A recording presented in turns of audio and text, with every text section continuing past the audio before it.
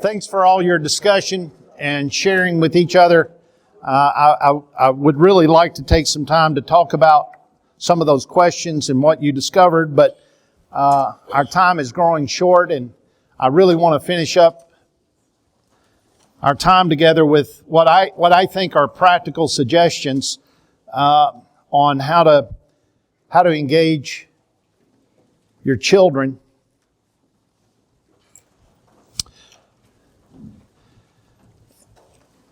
The word practical may mean something different to you than it does to me.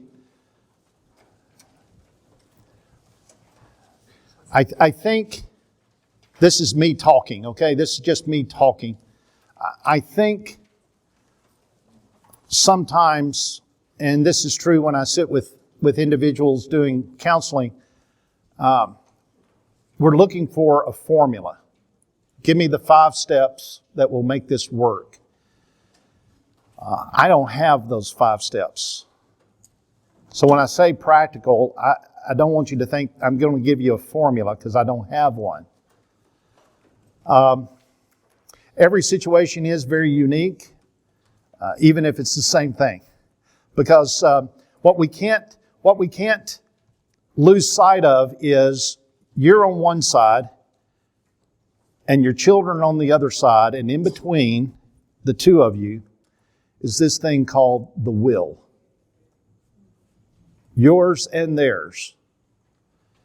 And you can control yours, you can't control theirs.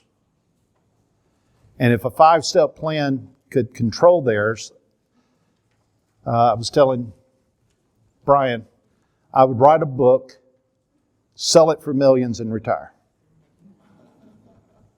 I don't have that. My son keeps saying, "Dad, you need to write a book." And I said, "About what? I don't know anything." And he'll say, Dad. And I'll say, What? I told you last night, I'm not the answer guy. I really am not the expert. Okay? I tell my students who are training for counseling, that's part of the courses I teach. I help train future counselors. And I tell them, look, here's the reality. You can only deal with the people who are in the room. I mentioned this before. Your children aren't here. I can't deal with that. I can only deal with you. And obviously in a very general way. So when I say practical, it's general stuff.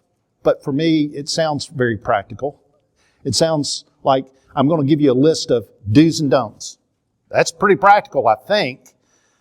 You'll take what applies to you and discard the rest. If one of those doesn't apply to you, you can come up and say, "That didn't apply to me. Why did you mention it?" No, okay. Well, it may have applied to somebody else. So take it for whatever it is. But before we get into that list, and it's given to you on the handout, but before we get into that list, I want to again, my training is John 8:32, that you will know the truth and the truth will set you free. And as hard as it is, knowing the truth is the only way we find real freedom. Now, Jesus was talking about freedom in Him, and I'm not disagreeing with that. I'm not trying to take it out of context. But in reality, life is filled with looking at life through the lens of truth rather than looking through the lens of our emotions or the lens of our perceptions. Let's look at truth. And so let's start there.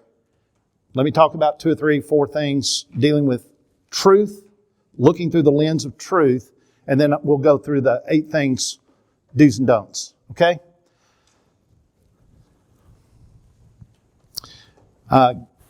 There's a reading list that I sent. One of the authors, Gil Rendell, wrote, "Nostalgia is work avoidance." I'm pausing because I just want that to sink in. Nostalgia is work avoidance. When I read that, it just, it's one of those slap the forehead moments. It's like, yeah, I should have thought of that. Because that is so real.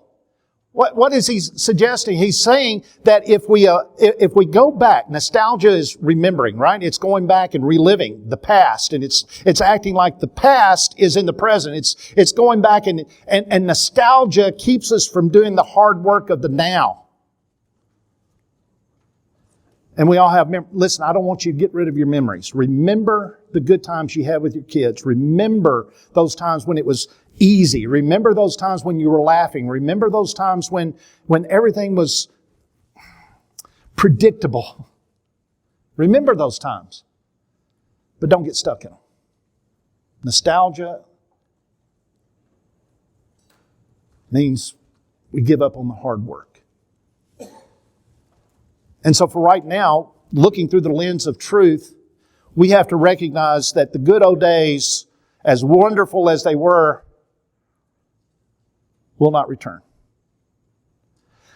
I've got a friend. I've known him since we were young children.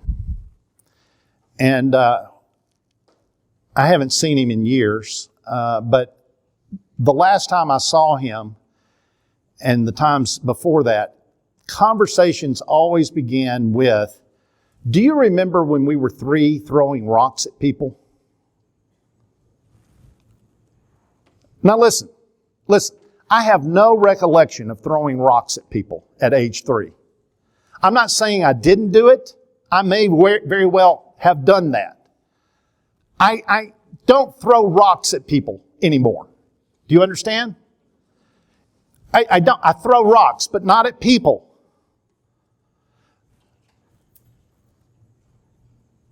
I like him, but I hate starting every conversation with, do you remember when? I am 62 years old. I've got a lifetime. Let's talk about now, shall we? Because I'm not the 3-year-old who's still throwing rocks. Nostalgia makes us avoid the hard work. So let's do, through the lens of truth, let's look at the reality. Our kids, our adult children don't mind the memories. They want the memories. But they're more than the memories. There's something else now. Number 2, give yourself credit. Give yourself some credit.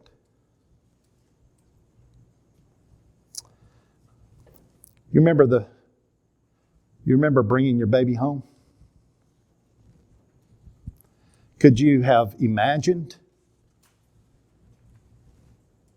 how tall they would be? Could you imagine their future?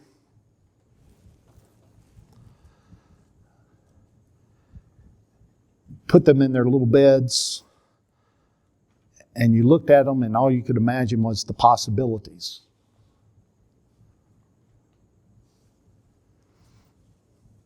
Remember teaching your child how to ride a bike? You held on until you didn't. You know? Don't let go, don't let go. Too late, I let go. Oh, I'm going to fall. That's all right, fall. You're riding. You're not stopping. You're riding. Stop. You're going too far. But you taught them how to ride a bike. Is there any part of you that wants to do that again? They survived, didn't they? You taught them how to drive a car. You taught them how to deal with money. You taught them how to have fun. You taught them how to be respectful. You taught them a whole lot of things. Did they follow all the rules? Absolutely not. They never do. I didn't either. I didn't either. But give yourself credit. You raised kids. They survived. You survived. You're at this point in your life, and it's not a pleasant point. It's not a place that you really want to be. But give yourself credit. You did good for your kids. You did right things. All I can remember is Barbara had a cesarean with our first child. And so she was in the hospital for several days. Back then they would let you stay in the hospital after a cesarean. And so she was in the hospital for several days, and Spencer was with her. And I can remember coming home to take a shower and try to make my way back to the hospital. And I took my shower and I sat down, and I can just remember crying. I just cried. And prayed. And I just said, I don't know how to do this. I want the child. Somebody forgot to deliver the manual with him. I don't know how to do this.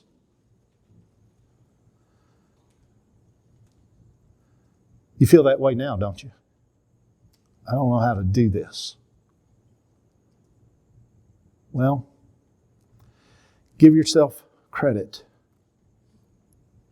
You got you and yourself and your kids to this point. Number 3, looking through the lens of truth. Not only do you give yourself credit, but give yourself some grace. I ask my clients, this is quite a common question that I ask clients. If you had a close friend who was dealing with what you're dealing with, what would you say to them? The intent of that question is to get them to move outside of their own emotions and think for a little bit, and to think, what would I tell a friend in this situation? What would you suggest to them? And these are the answers that I typically hear. I hear things like, don't be so hard on yourself. You did the best you could. Your children make their own choices. And I ask them after that, so what keeps you from saying that to yourself? And their response is usually, well, it sounds good, but it just doesn't apply to me. And then comes the really big question. Why are you the exception? What makes you the exception? If you're a good friend and you would want to console them and be compassionate to them and help them and try to relieve some of their guilt and anguish, and you say to them, look, you did the best you could, you invested in your kids and you're telling them the truth, why can't you tell yourself that? What keeps you from telling yourself? I don't know. It feels like I should be able to have done something. And we're looking for that one thing. What was the one thing that I did wrong? Give yourself some grace. Give yourself some grace.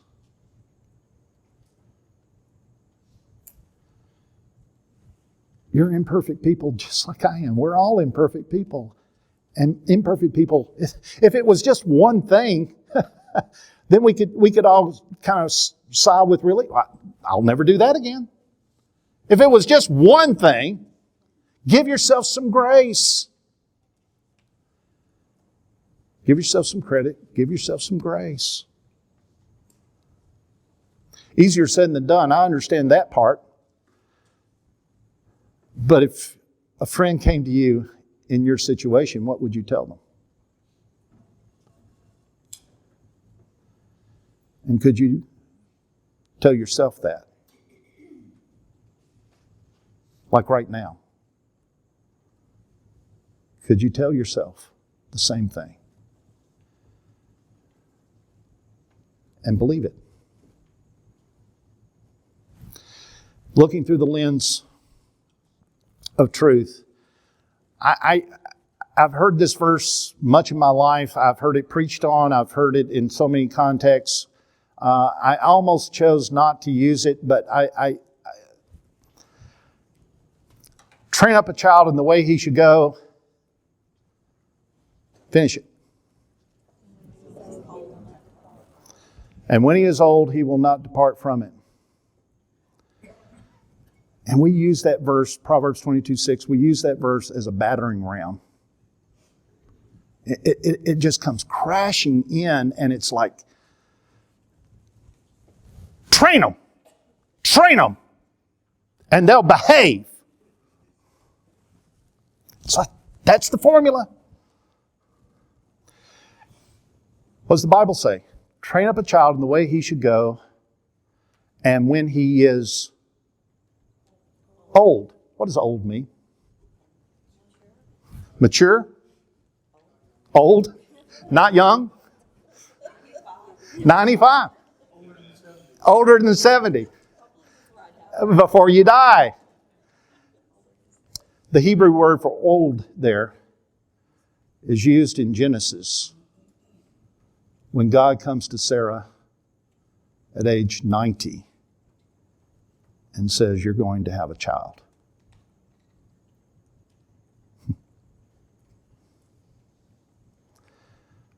We want old to be young.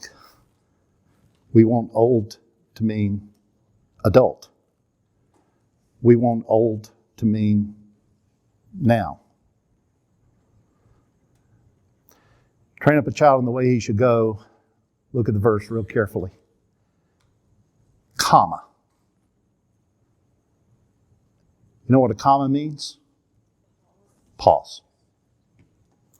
I don't know how long the pause is going to be. You trained your children. You're in the pause. You'd like to see that training before you die. I get it. But you'll die before they're old. All things being equal, you'll die before they're old. You may not see it. Doesn't mean it won't happen.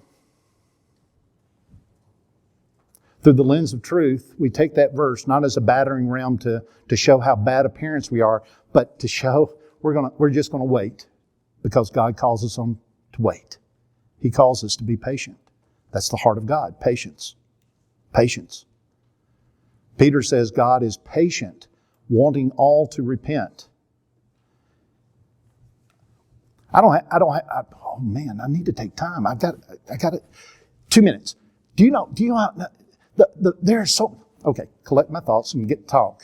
Okay, I get excited about some things and it just kind of, there are these 400 and 500 year increments in Scripture. 400 and 500 year increments in Scripture. When Moses is coming out from Egypt with all the people and the Amalekites threaten them, God says to Moses, a day's coming when you're going to destroy the Amalekites. You are going to destroy the Amalekites. Don't forget. And when Moses on the eastern side of the Jordan knows he's not going into the promised land, that's one of the things he tells them. The day's coming when God will say it's time to destroy the Amalekites. Don't forget. Do you know how long it was from that promise to the reality? 500 years. 500 years. God's thinking in 500-year increments. That's a long pause. So he tells Saul, go kill the Amalekites. Don't leave anything alive. Anything that's walking. People say, oh, that's terrible. That's terrible. He waited 500 years. What do you think he was doing in 500 years? God is not slow. God is slow giving people chance to what? Peter says, repent. He's thinking in 500 years. What does Saul do? He goes down, does all of that, except he doesn't, right? So when he comes back, listen, this is so good. This is so good. This is so good. He doesn't kill them all. You know the story of Esther? Who's the enemy to the Israelites in Esther? Haman, who is a Amalekite. Esther calls him an Agagite. Agagite means he's a descendant of the king of Amalek. Agagite is not his nationality, it's his royalty designation. Haman the Agagite. Remember the king that Saul brought back? We call him Agag, right? That's not his name. That's his title. That's his royal title, Agag. So Haman is from the Amalekite descendants. What does Haman want to do? Destroy all the Israelites. What does God decide to do? Raise up Esther for such a time as this so that the Amalekites finally are destroyed. How many years from Saul to Esther? 500 years. 500 years. Abraham is called and he says, you're going to be made into a great nation. And there's going to come a time, Abraham, when your descendants will be in a faraway land and I will bring them out. He's talking about the Exodus. And I'll bring them out. How much time between Abraham and the Exodus? 400 years. 400 years. Do you know God thinks about pauses in decades? No. He thinks about centuries. Train up a child in the way he should go, comma, pause. It's not a battering ram to say how bad a parent you are. You didn't train them right. No. No. Give yourself some grace.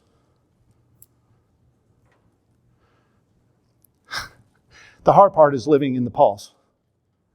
That's the hard part. We don't like the pause.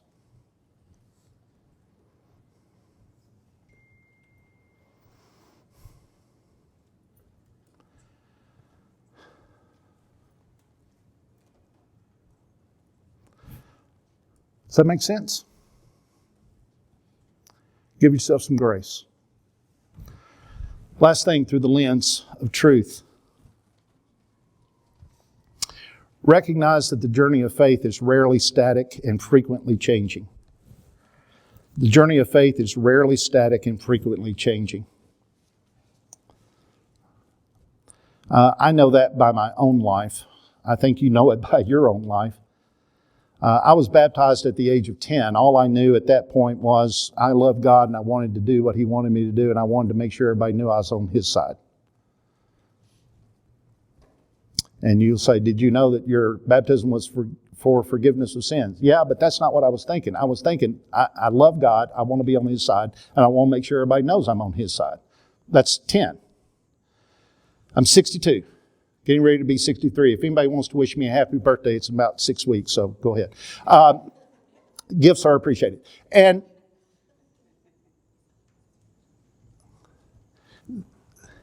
my faith journey is not a straight line. Is yours? If it is, great. That's wonderful. Mine is not. My faith journey, how do you describe this?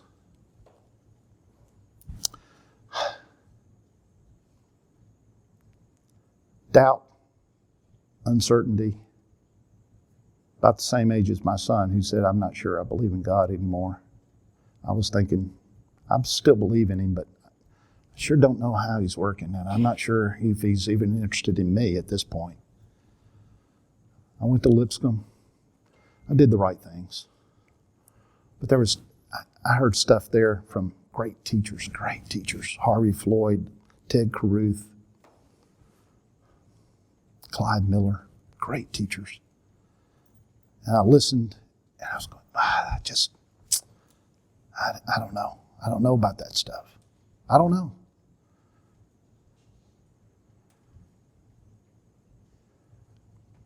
And then I'm an adult with kids, and I'm sitting in a room with guys, and I'm saying, I know I'm the preacher here, but listen, I'm telling you, I'm struggling. I am just struggling on some things. I know I'm preaching, but I got to do that tomorrow. So, I'm talking about in the room with these guys. I know I'm supposed to, but man, I don't know. I don't know. And they were working me through it. And they're my, and those guys are my closest friends. Did the funeral for one last year. Closest friends in this world, outside of my wife.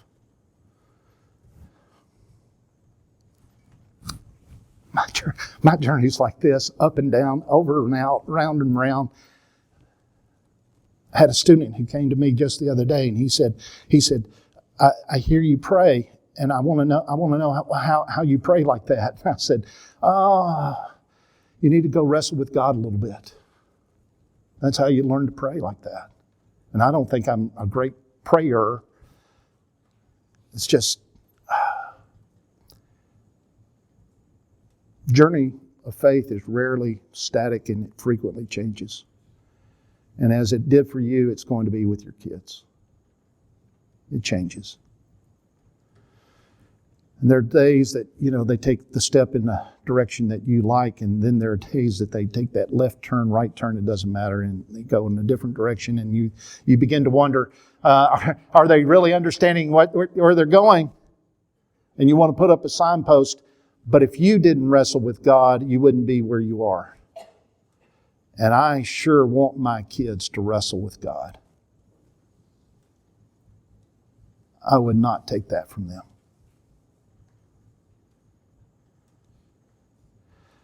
Problem is, in wrestling with God, it often gets, how shall I say, all the emotion of that gets poured out on you. And so it's easy enough for me to say, it really isn't personal. It feels personal. It's really part of them wrestling. But you're the easy target to blame. Okay, so that's enough through the lens of truth.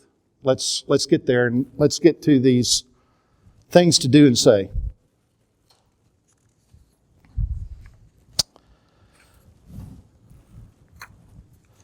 I've got 8. And I put on the paper there, none of the 8 mention prayer. That's because I'm assuming you are praying for your kids. It's not that I think prayer is such a throwaway line that we don't want to spend time on it. I'm assuming you're already doing that. So you don't need me to tell you you need to pray for your kids. You're already doing that. So number 1, model the kind of relationship that you want. Model the kind of relationship you want. You want to be respected, then respect your child. You want communication, communicate with your child. You want laughter, find ways to laugh with your child. You model what you want in this relationship.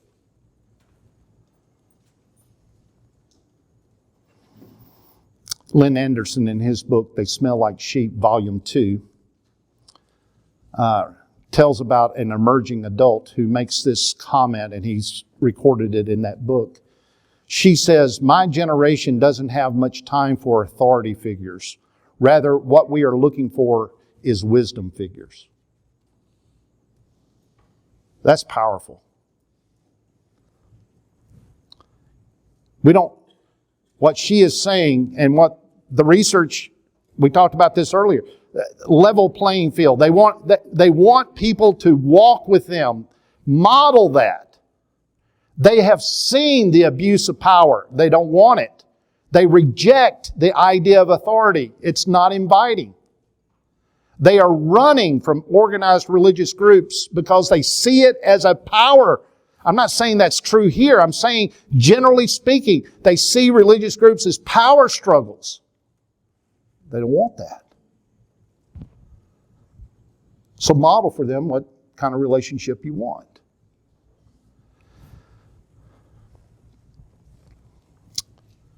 Number 2, be confessional. Be confessional. What our children are, if they are interested in us, one of the things that they're interested in is to hear our hearts. They really do want to know how we view life. And they want to know our struggles and failures.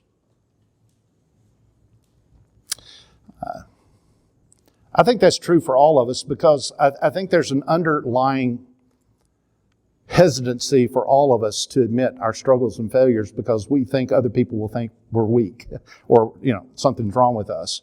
And as I mentioned earlier, if you looked around the room, you're surrounded by people who are in the same boat, been in the same boat, will be in the same boat as you, and this is your support group. This is the people that you can just go ahead and say, here are my struggles and failures. Be confessional. Acknowledge where you struggle. Let them know that you struggle. Let them know that you struggle. This past Christmas, my son and I had an opportunity, just the two of us. I was going to run an errand, and I said, Spencer, you want to go with me? He said, yeah. And we got in the car, and we're just driving, and he unloaded on me. He said, Dad, I want to talk to you. I said, oh, this sounds official. Okay. And he said, you know the way you talk? My southern drawl, what are we getting at here? He said, you talk in very analytical language. I said, true, I do. He said, Dad, I want to hear your heart. I said, tell me what that means to you. He said, you don't talk in emotional language. I said, right. I want you to talk in emotional language. I said, kind of like the way you're doing now. And he said, I want to know where you struggle. I want to know more than what you think. I want to know what you feel.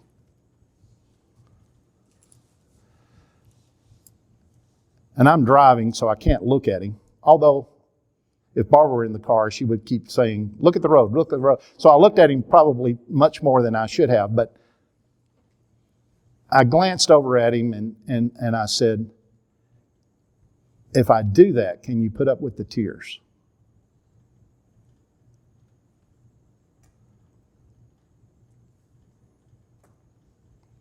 Because both of my kids know I cry all the time. I just cry.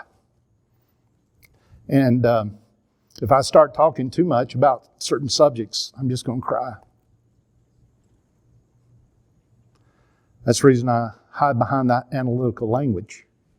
So with my kids, I write everything. I write everything. They can't see the tears, but they can hear the words, or at least read them.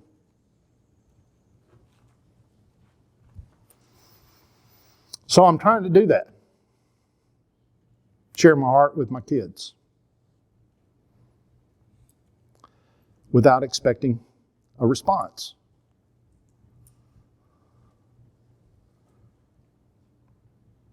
So be confessional. Tell your kids where you're weak, where you fail, what you struggle with. They will appreciate the transparency. Number 3. Be supportive as much as you can. That goes without saying, perhaps, but we do need the reminder. Your children have visions of what they want to accomplish in this world. When our son said he was going to go find a new job, he was in a position with a company where he was basically the COO. His title was officially president of the company. There was a CEO above him. But he was completely involved in the day-to-day operations of the company, hiring, firing, budgets, everything to do with this company. Had worked his way from ground level to that position. And when he calls and he says, I think I'm going to change jobs, it's in my head, I'm going, are you nuts? You have worked hard. You can take time off whenever you want to. You're at this stage of life. Money is flowing. Why would you want to do this? I never said those words. Never said them. And you say, well, why didn't you? Because he had a vision that I couldn't see. It's his vision. And there's a part of me that just thinks, well, you got to assume responsibility for those kind of decisions. I can't help that. And so when he changed jobs, he took a position that didn't carry that kind of title, but it came with a really nice pay raise. And it came with a lot of other perks that he didn't have. And I'm thinking, okay, your vision's different from mine. So with every interview, how did the interview go? Be as supportive as you can be. Be as supportive as you can be, not only in their occupation, in their vision. Be as supportive as you can be in relationships. Be as supportive as you can be inviting people into your home. Being hospitable does not mean being hospitable does not mean that you endorse.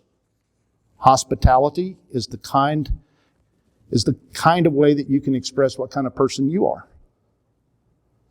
Jesus ate with whoever invited him. He didn't ask what their political views were. He just went and ate.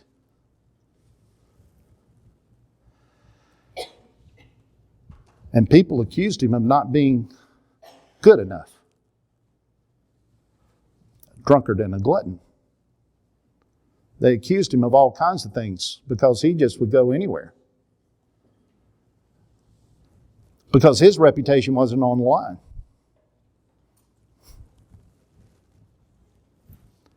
And every place he went, he talked to them about God in very different ways. Not in the same way, in very different ways. We looked at Simon last night, you remember? Very different ways. But he always talked to them about God. And he always called them to a different view than what they had when he first came into the house. Even those who criticized him, he says, where else should I be? Except among those who need a physician.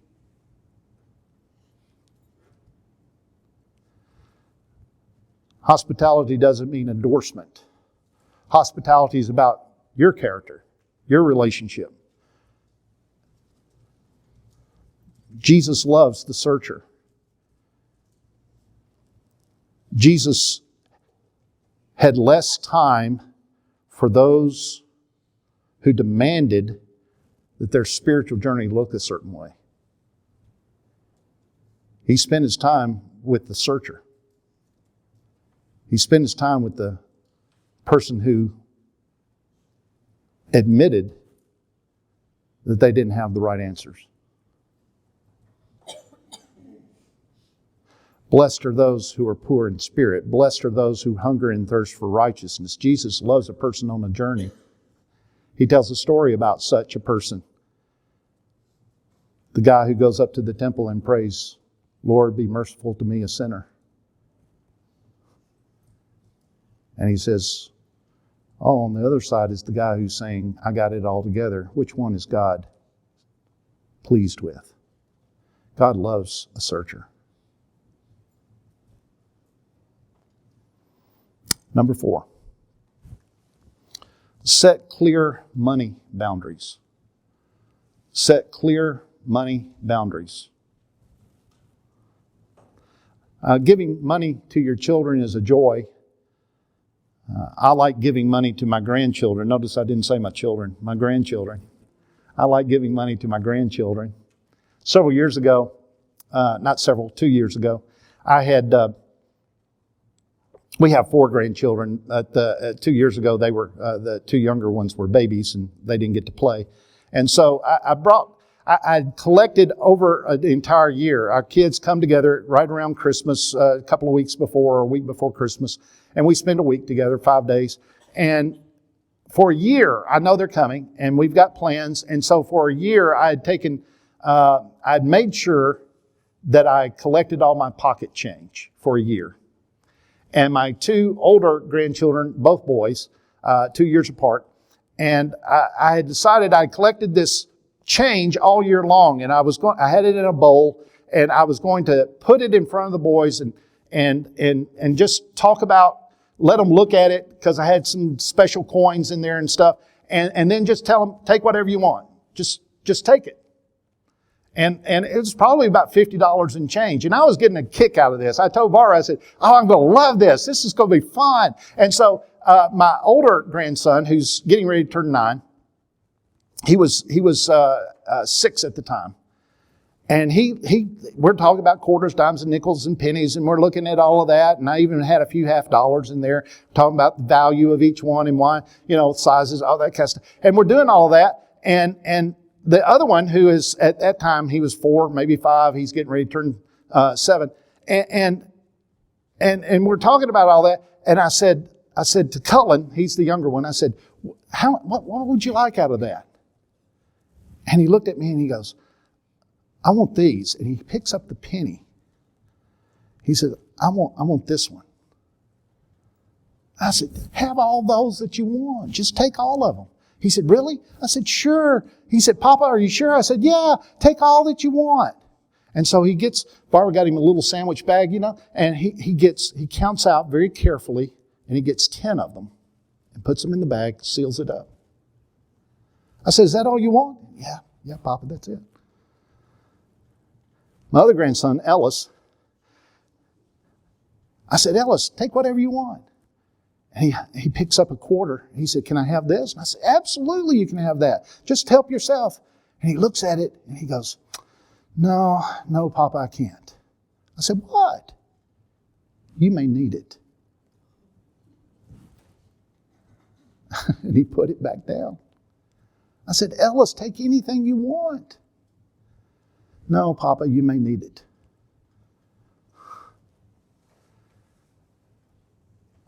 My first thought was, my son is not raising these boys right.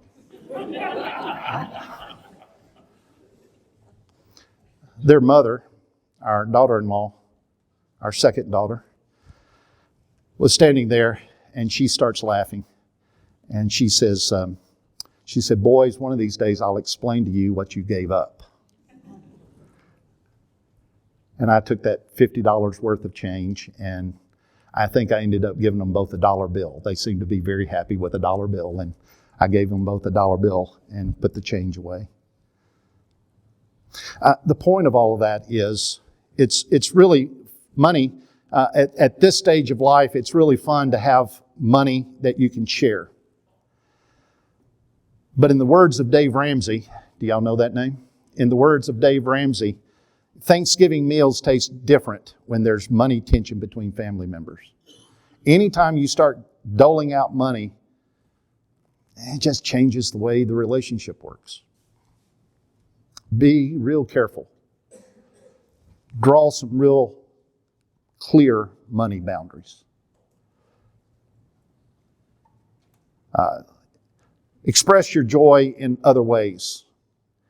Even if you try to make it a gift, a gift, it just comes with certain expectations. It just does. Because as soon as you give it to them as a gift, they'll go out and buy something you don't agree with. And it's like, why did I give you that money? That's not what I wanted you to do with that money. Nah, the strings are already there. Pull back. Set some clear money boundaries. Number 5. Find support for yourself. Find support for yourself. I've talked about this already, so I'm not going to belabor the point. People all around you are people who can be supportive of you. Find those people that you can talk to, really talk to. And those kind of friendships can last for as long as you're together, maybe even a lifetime. Number 6. Remember, love is a verb. Love is a verb. When we say I love you, we use it as a verb. But many times we mean it as a noun. Let me explain. I love you, when we say it, usually has to do with how we're feeling. It usually has to do with how we want to let them know that we have this close connection, that we feel something with them. So in that sense, it becomes an adjective or a noun. I love you becomes this expression of sentimentality. You with me? But if we use the word love as a verb, it means behaviors. To say I love you means I'm going to behave in ways that demonstrate love. When I say I love you to Barbara, it's obviously there's a emotional thing that I'm trying to convey.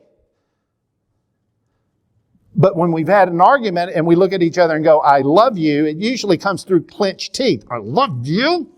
And it means I'm going to behave as if I do love you, not feeling the sentimentality that I love or that you want. Do you see the difference? Love is a verb. How can you behave lovingly with your child?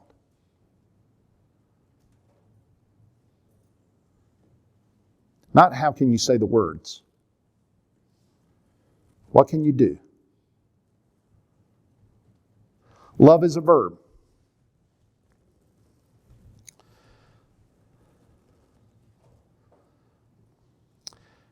There is a saying in our field, my field, that says it's impossible not to communicate. You cannot not communicate. It's really the saying. You cannot not communicate.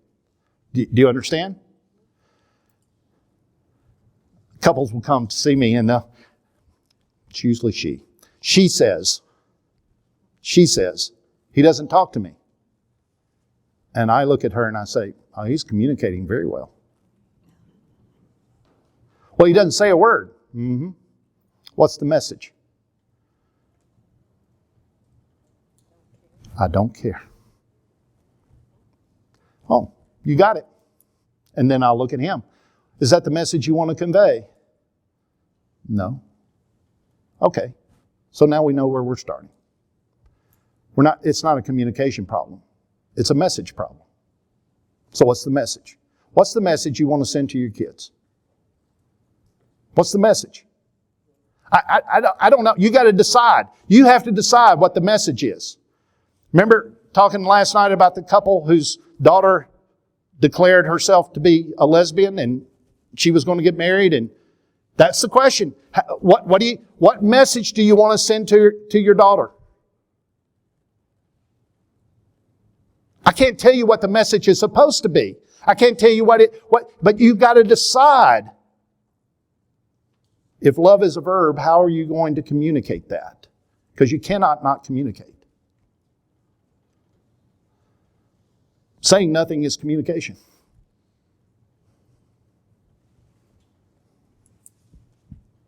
Does that make sense?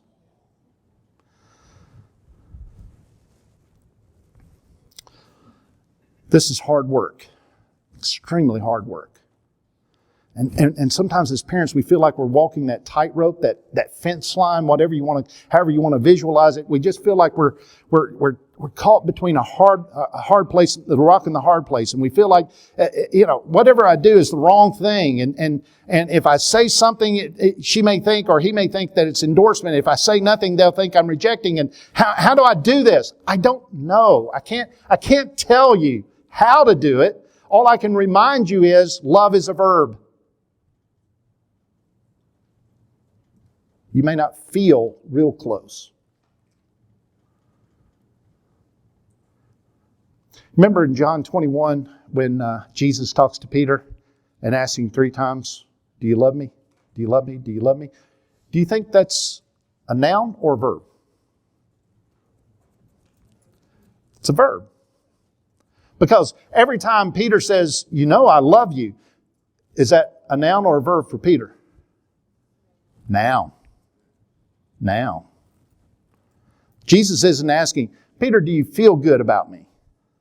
But Peter's responding with, I feel really good about you. I really like you. I feel close to you.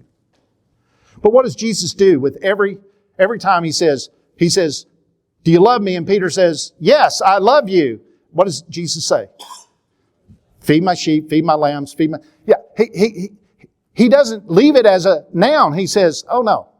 If you're going to love me, I need to see the action. I need to see the demonstration. Go feed me. Go feed my people. By the 3rd time, what does the Bible say? When Jesus says, Peter, do you love me? And I tried to say it pretty close to the way I think Jesus would have said it. First time, Peter, do you love me? And we say, well, he denied him 3 times, so 3 times exactly. I don't deny. Okay, fine. Find that parallel. But I'm saying to you, that's not what he's after. It's not like a 3-time affirmation. The 3rd time, Peter, do you love me? And what does the Bible say about Peter's response? It's a silent one. What does it say in his head? He is grieved by the question. He's grieved. It means deeply sorrowed. It's like all the wind's been taken out of him. The air, he can't breathe. It's like, I've already told you, I feel really close to you. Peter, do you love me? Oh, you know I do.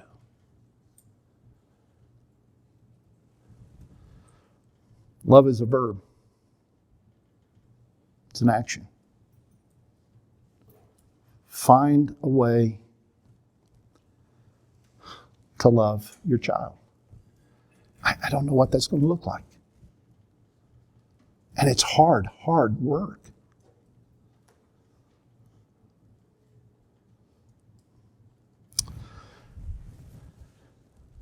This last point is for the congregation.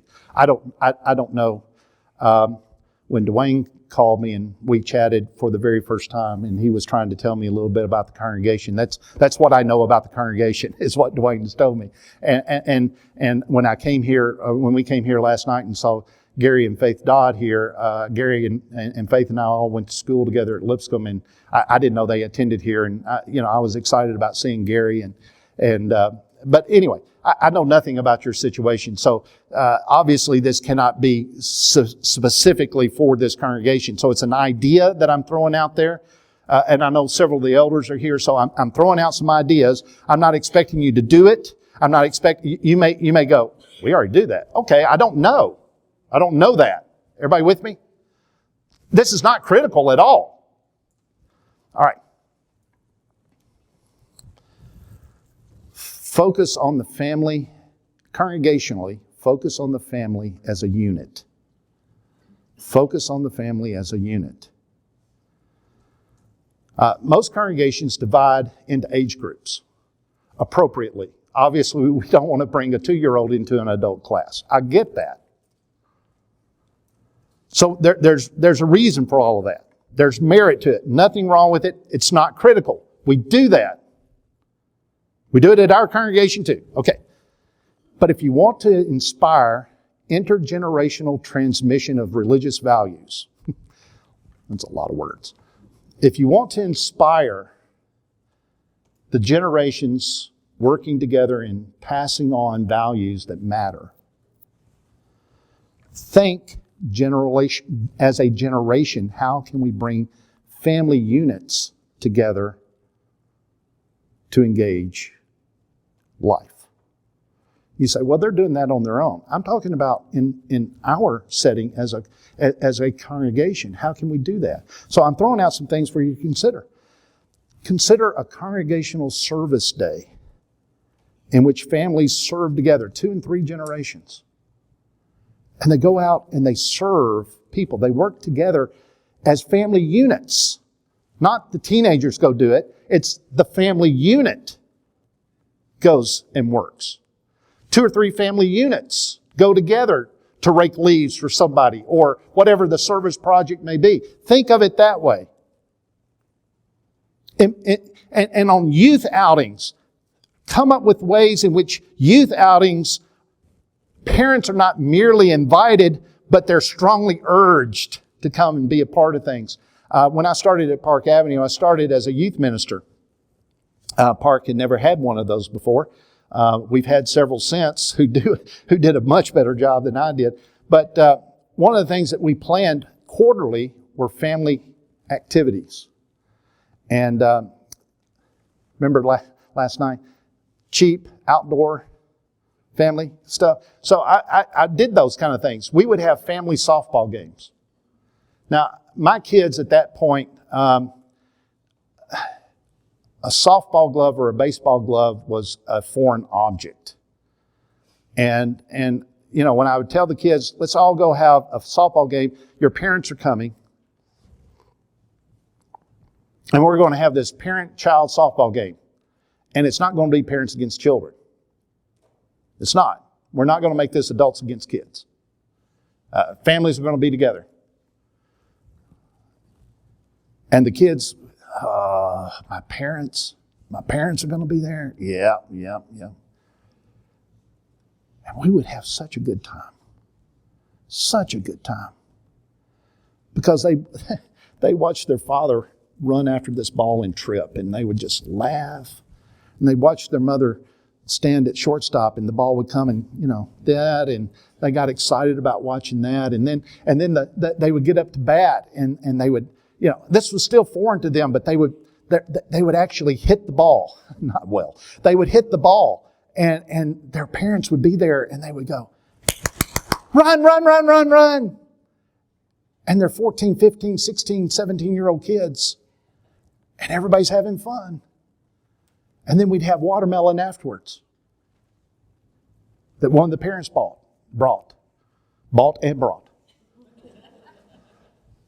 And it was a grand time, and we would do that quarterly, and parents loved it, and the kids loved it. On Sunday morning, parents would come up to me, had such a good time, but I am so sore. Yeah, good for you. Good for you. Good for you. Ask your college and young adults what matters to them, and then plan a time for families to engage in what matters to them. The research seems to be showing that there are three main areas: environment, poverty, and education. I'm not sure how that fits into congregational life, but that seems to be what's really important to the generation that's coming. To the iGens and millennials. Environment, poverty, and education. So join them. Find an activity where you can join them. Young adults really do want to serve in some way. They want their mentors. So congregationally, find out how to do that as a family unit. One of the things that comes out of the research is that family values get passed on in activity. In activity. And we're thinking, Bible studies at home. That's an activity. Church attendance, that's an activity. But I'm suggesting to you that the family values get passed on in activities that nobody anticipates. The service, the fun. Think of how can we get family in? And it's not, I'll bring my kids, you bring your kids, and we'll swap kids. That's not it.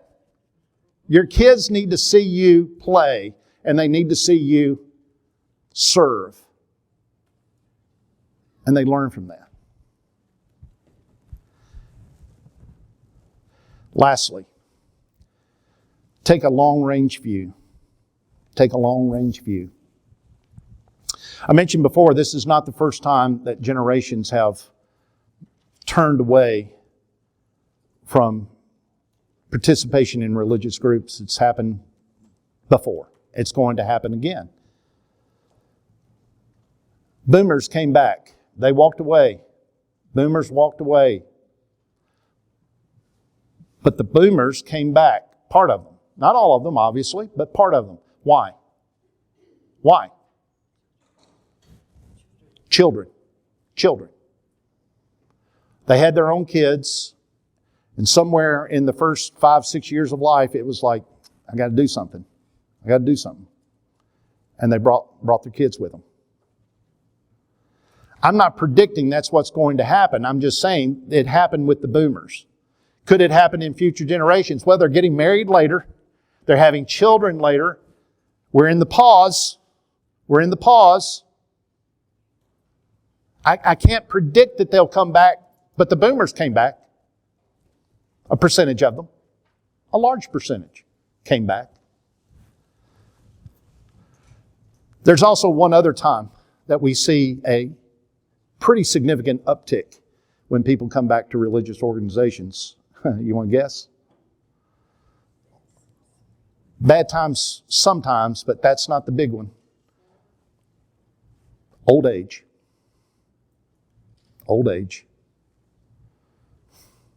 I don't want you to wait for old age for your kids. Like I said, if all things being equal, you'll be gone. But we do see an uptick when people turn 55, 60.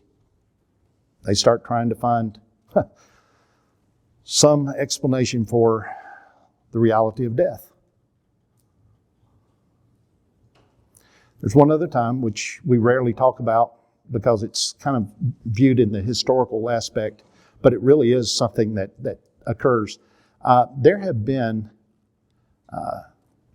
about every periodical, it's been decadal, like every 50 years, there's been what we call a revival in our culture. And a friend of mine at Park Avenue, he says, Dana, let's start praying for a revival. Let's pray that the revival can happen now. And I told John, I said, buddy, I'll join you. So maybe that's where we start. Maybe we start praying for revival because it's happened before. And it burns white hot when it happens. And if there is a revival, we got to be ready for it because folks will just flock. I'm not a predictor. I'm not a prophet, okay? Pay attention. There are people who are growing weary. They are tired. They're tired of the way this country is going. They're tired of not finding the answers that they're searching for. Maybe it's the beginning of revival. I don't know. But we can pray for it. Okay, that's what I have for you in 4 hours' time. I will be glad to entertain any questions. I promise you I will do the best I can with those. How did Jesus show people that He loved them without endorsing their action? She said, how do you express love to your child without endorsing their action? And I'm saying, how did Jesus do that? Do what? He served them. Yeah, showed compassion. He showed them the nature of God, did He not? I think that's, again, one of those times when we're looking through the lens of truth that we think if we show love, in some way it's an endorsement.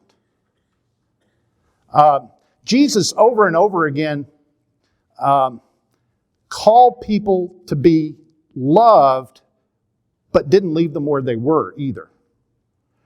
Think about the woman at the well. When he says to her, yeah, you don't have a husband. What does she do with that? She runs into the city. Does she quit living with the man? We don't know.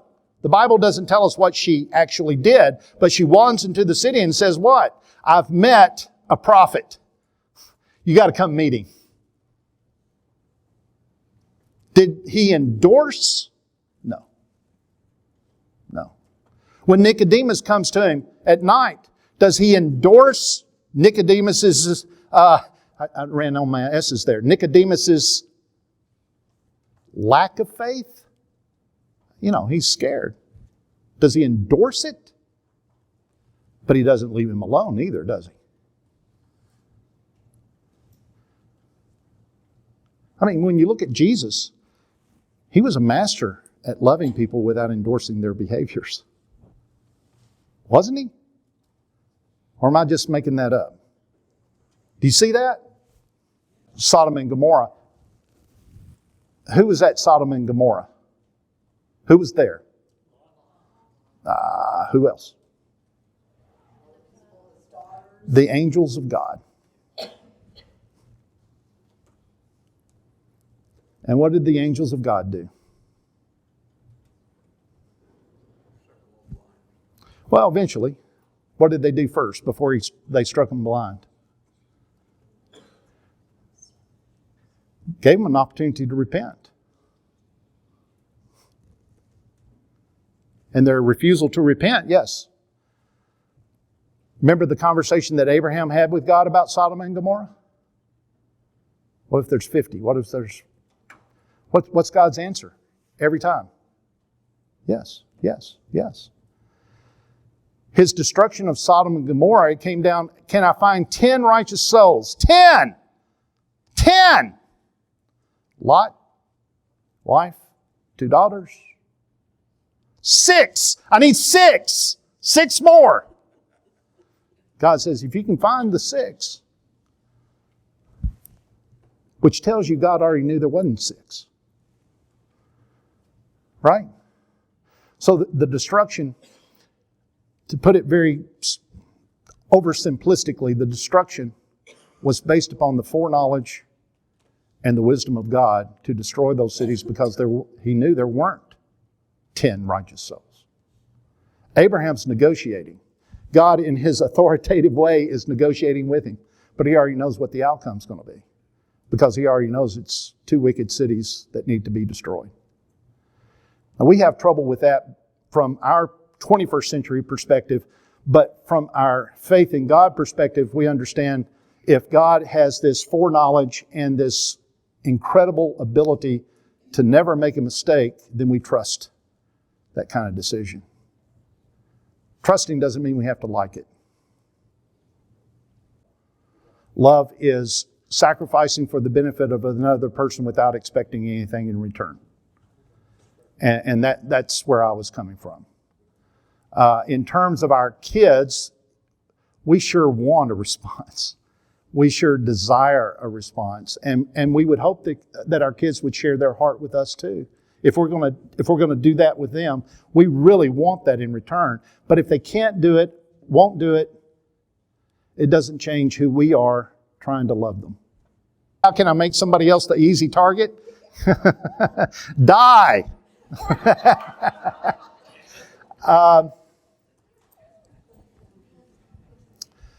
Okay. I'm going to look through the lens of truth on that. Okay? You're the easy target because you love deeply and because you're still talking.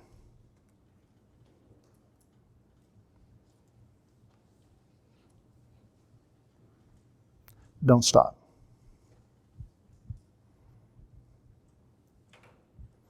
Don't stop. The pain of being the easy target it's not an enviable position to be in. Nobody wants that. But you love so deeply, you'll take the pain. Right? I think I'm right.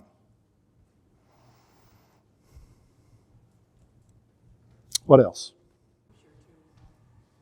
Yeah, his whole idea behind the questions was to try to expand people to think more broadly, more deeply than they have thought before, and ultimately to see God in a way that they had not seen God before.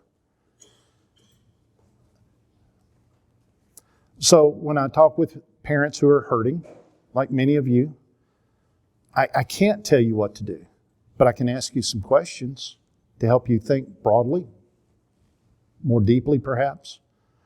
And I know it's frustrating. As I had a client tell me, why don't you just tell me what to do and I'll go do it? And I said, well, then I become responsible for the outcome. And I can't be responsible.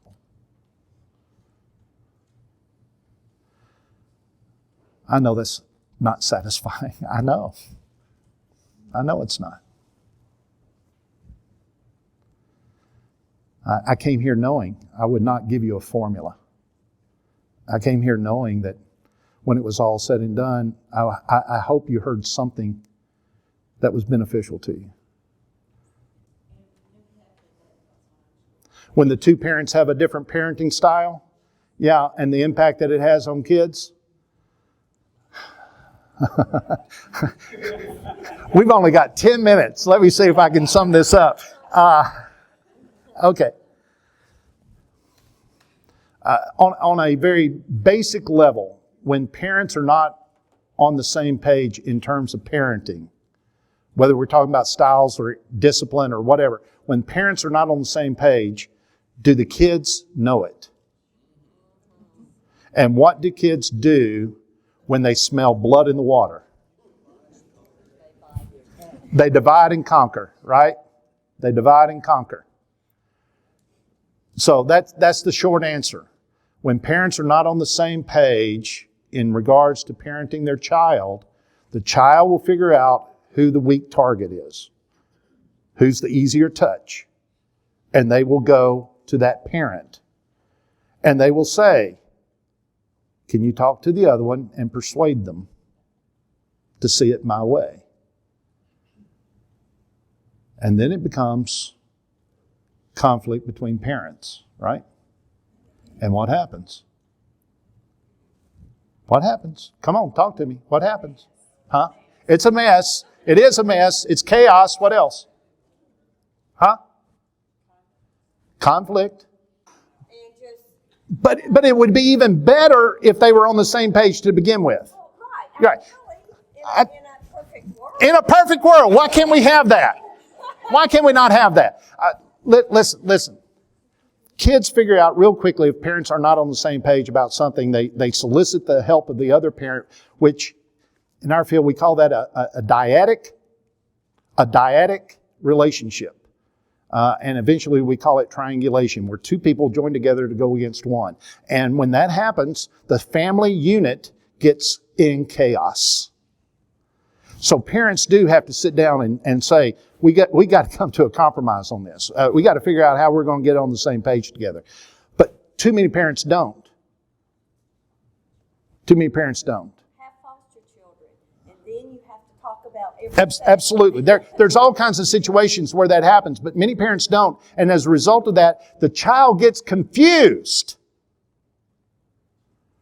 It's not that they win, it's they get confused. And the long-term impact is confused children don't do well in this world. So parents have to figure out how to get on the same page. Real quick. Real quick. Now shall we put him on a ball team? You can have that conversation and decide.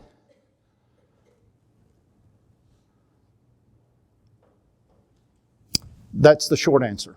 Okay? Yeah, that was a short answer. Good question. What else?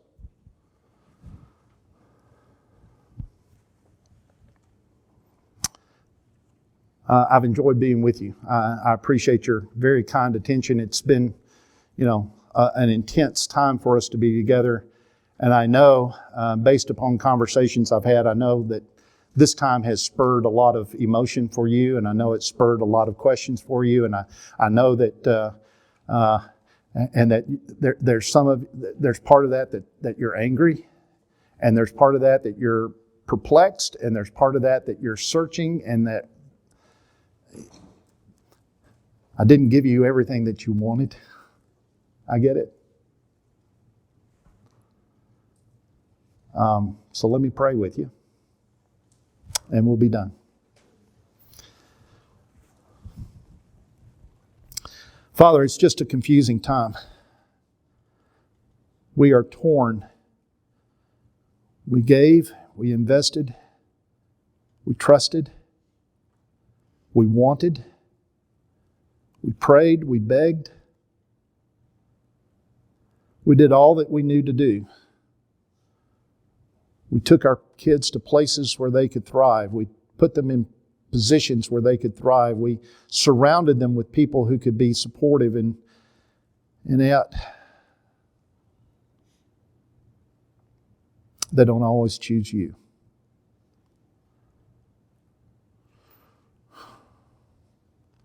There's a lot of pain in this room, Father. People who are wrestling with problems that they don't want to talk about, can't talk about. The tears are on the inside. They'll be on the outside eventually. Would you look into the heart of every parent? Provide wisdom. Provide courage.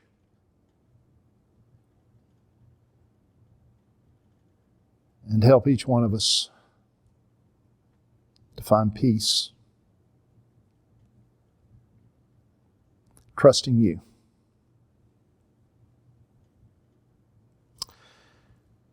We sit in a room because we know how good you are. And we know how gracious you are, and merciful and compassionate, and the depth of love that goes beyond words. It's more than we can imagine. And we want our kids to see it too. We do pray for revival. We pray for changed hearts and patience to wait while the journey continues. Through Christ our Lord. Amen.